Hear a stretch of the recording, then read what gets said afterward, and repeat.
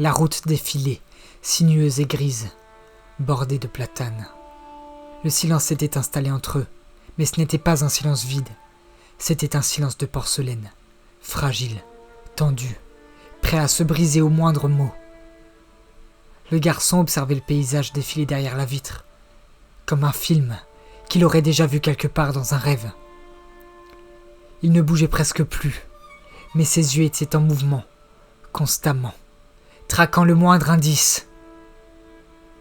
Puis, soudain, au détour d'un virage, il frémit. Là, sur la droite, derrière une haie taillée à la perfection, se dressait un portail en fer forgé, imposant, tordu par endroits, comme si le métal lui-même avait tenté de fuir cet endroit. Accrochée à ses barreaux, une vieille pancarte dansait doucement sous le vent, dont chaque mouvement la faisait claquer d'un bruit morbide. Le pensionnat, discipline et espoir. Le monde semblait ralentir en lui. Le moteur devint un écho lointain dans ses tympans. Il semblait déconnecté. Ses petits doigts, jusque-là tranquilles, agrippèrent la ceinture de sécurité comme une bouée. Ses pupilles se dilatèrent, et un mot glissa entre ses lèvres, presque inaudible. Ici. Nathanaël jeta un œil dans le rétroviseur. Il n'avait pas crié, pas pleuré, mais il tremblait de l'intérieur, comme un gosse qui a oublié une serviette avant d'aller se baigner. « Tu reconnais cet endroit ?» demanda-t-elle, la gorge serrée. Il hocha la tête. Un oui minuscule, qui semblait peser des tonnes. Et les souvenirs, tels des oiseaux noirs, commençaient à frapper contre les vitres de son esprit.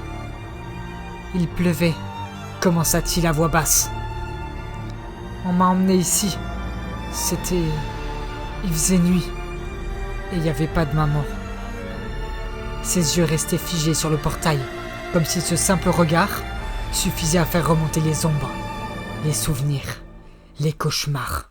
Les chambres étaient grandes, mais vides.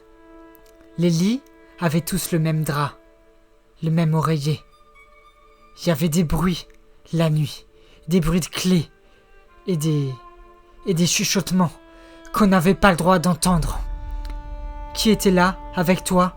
demanda Nathanaël. Il hésita. « Il y avait beaucoup d'autres enfants, mais je les voyais pas. On nous séparait. On nous a dit qu'on avait été oubliés, mais qu'ici, on deviendrait utile. » Ses mains se mirent à trembler. Il se frotta les yeux violemment, comme pour chasser les images. Et puis un jour, il s'interrompit. Nathanaël ralentit la voiture. Le portail s'éloignait dans le rétroviseur, mais le silence se poursuivait. Un jour, il y avait une alarme et un hurlement. Un vrai, pas un cri d'enfant. Quelque chose d'autre. Il posa sa main sur son ventre. J'ai eu si peur que j'ai couru. Je crois que j'ai couru jusqu'à la forêt. Et après, je me souviens plus.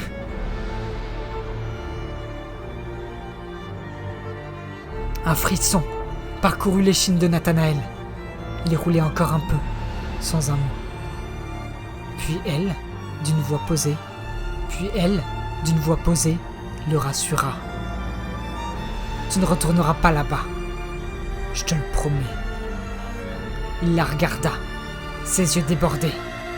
Mais pas de larmes, pas cette fois-ci. Ils débordaient de gratitude. Et derrière eux, le portail refermait lentement sa gueule d'acier. Le pensionnat appartiendrait désormais au passé.